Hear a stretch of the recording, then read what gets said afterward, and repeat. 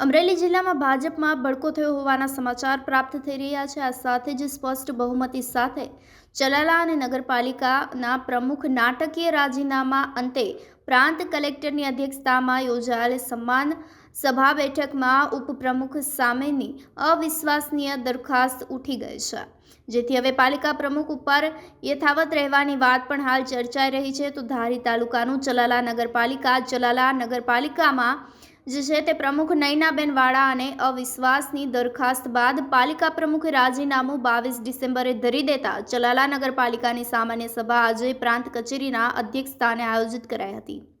પાલિકા પ્રમુખ નયનાબેન વાળાના રાજીનામા બાદ ઉપપ્રમુખ સામે સામાન્ય સભામાં શું થશે તેના પર હવે અટકળો લગાવવામાં આવી રહી છે। સામાન્ય સભામાં ઘીના ઠામમાં ઘી પડી જ ગયેલ હતું, જે હવે 24માંથી હાજર રહેલા 19 સભ્યોએ ઉપપ્રમુખ પ્રવીણભાઈ માલવિયા તરફે મતદાન કરતા ઉપપ્રમુખ યથાવત રહ્યા હતા, જે અંગે હવે પાલિકાના ચીફ ઓફિસર સાવન રતાણીએ માહિતી આપી હતી। ભાજપની સ્પષ્ટ બહુમતી હતી છતાં પણ અવિશ્વાસની દરખાસ્ત પાલિકાના પ્રમુખ પર આવી। આજે બેઠક યોજાણી, શું કહેશો?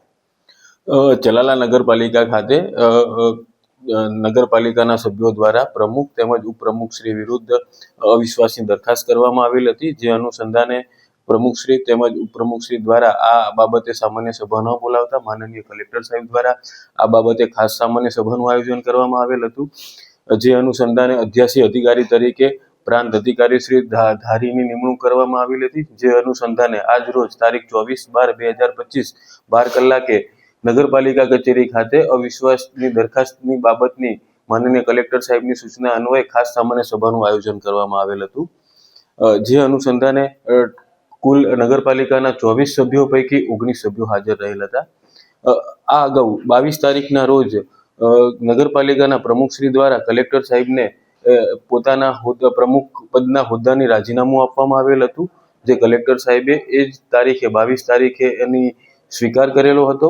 તેથી આજની મિટિંગમાં પ્રમુખશ્રી સામેની અવિશ્વાસની દરખાસ્તની કોઈ કાર્યવાહી કરવાની રહેતી નથી, તેમજ ઉપપ્રમુખની સામે અવિશ્વાસની દરખાસ્ત બાબતે ટોટલ 24 સભ્યોમાંથી 19 સભ્ય હાજર રહેલ હતા અને આ દરખાસ્તના અનુસંધાને તમામ હાજર રહેલ 19 સભ્યોએ અવિશ્વાસની દરખાસ્તની વિરુદ્ધમાં મતદાન કરેલ, એટલે કે ઉપપ્રમુખશ્રીને એમના હોદ્દા ઉપર ચાલુ રાખવા માટે મતદાન કરેલ છે। આથી ઉપપ્રમુખશ્રી ચલાલા નગરપાલિકા ખાતે ઉપપ્રમુખશ્રી પોતાનો હોદ્દો યથાવત રહેશે, તેમજ પ્રમુખશ્રીએ એમનું રાજીનામું અગાઉથી આપેલ હતું, એટલે ઉપપ્રમુખશ્રીનો હોદ્દો ખાલી પડેલ છે।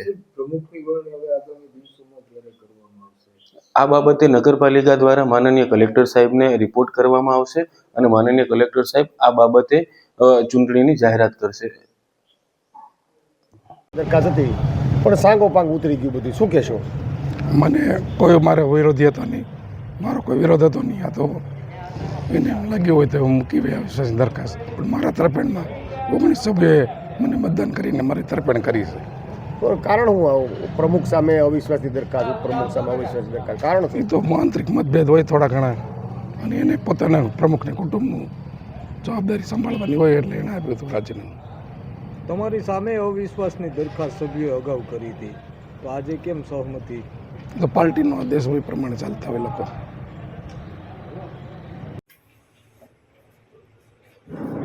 હરીશભાઈ બૂમ બૂમ બૂમ બૂમ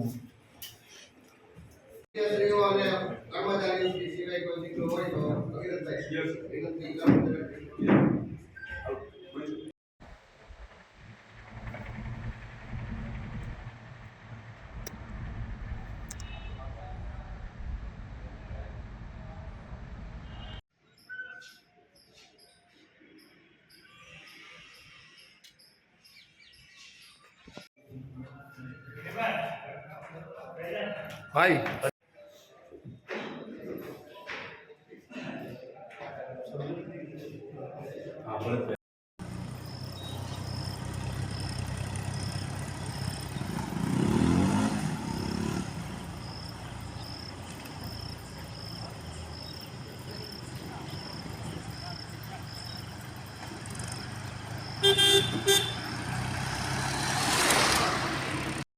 વન વિભાગ